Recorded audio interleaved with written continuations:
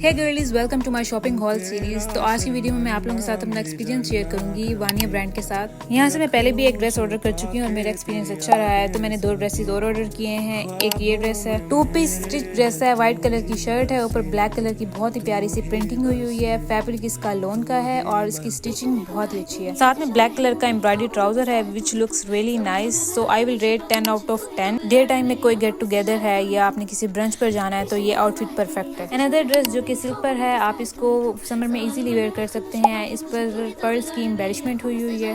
Shirt के नेक पर, sleeves पर, दामन पर, चॉक्स पर बहुत ही अच्छी डिटेलिंग ऐड है। साथ ही साथ बैक के नेक पर भी डिटेलिंग ऐड है। इसके फैब्रिक का वेट बहुत ही ज्यादा लाइट है। शर्ट के साथ साथ ट्राउजर पर भी बहुत अच्छी डिटेलिंग है। स्लीव्स की डिटेलिंग बहुत जबरदस्त है। आप इसको डे टाइम में, नाइट टाइम में, किसी भी पार्टी में अच्छी सी एक्सेसरीज के साथ वेयर कर लें तो ये बहुत अच्छा लगेगा। फॉलो कर लें ताकि इस तरह की और भी वीडियोस देखने को मिलती रहे। मिलते हैं एक नेक्स्ट वीडियो में।